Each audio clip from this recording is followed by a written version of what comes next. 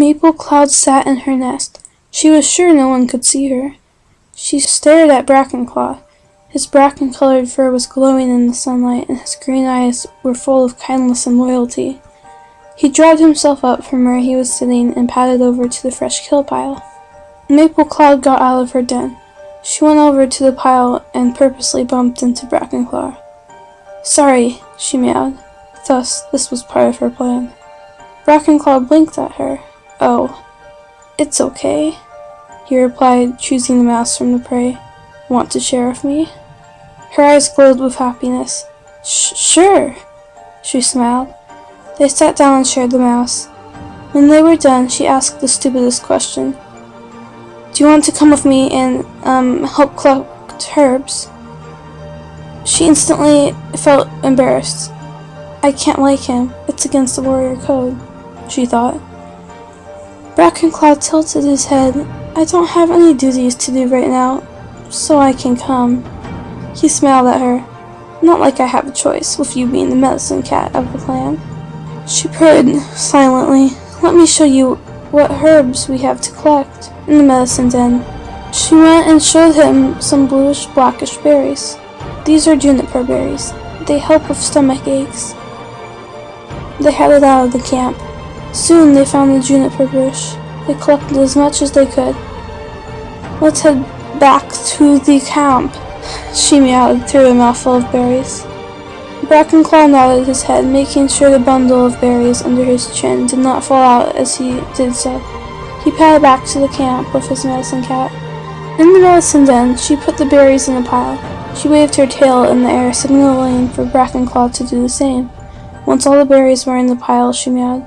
"All the berries look clean. You can go back to your warrior duties now. You probably might find the medicine den boring anyways." Brackenclaw flicked his ears. "I don't mind helping you." "You are the only warrior not minding to help me," she meowed.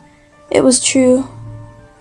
Maplecloud added silently, "And the only one I love." Though Brackenclaw didn't hear. Later on, when Sunhigh rolled by, Maplecloud meowed to Brackenclaw. "Do you want to go to the lake and cool off on the swarm day?"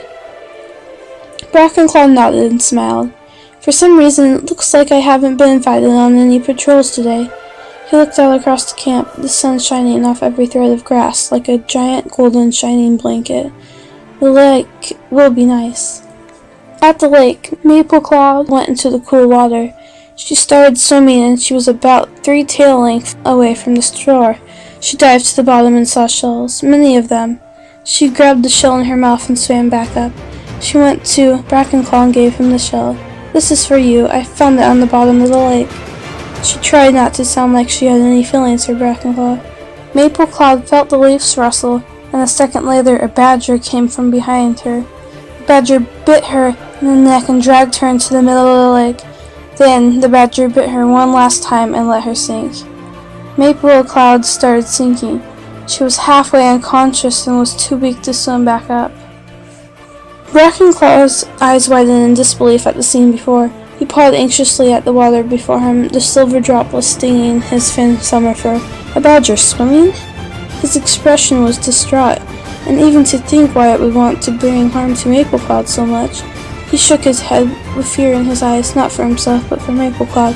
He leaped into the icy water. He dipped under the water, not even thinking about the badger as he felt the flowing currents carry him under to his medicine cat.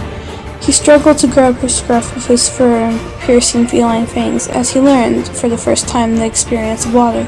Struggling to the surface, he moved his paws as if running on land, except he was moving with strokes longer to cut smoothly through the water. Breaking the freezing surface, he took a huge wild breath with Maplecloud's scruff and limp body still in his jaws. He coughed up the horrid salty water that was eating at his throat, and he looked slightly around him at the vast blue sparkling surface. Yet there was a deadly sensation clinging to his fur of devastation.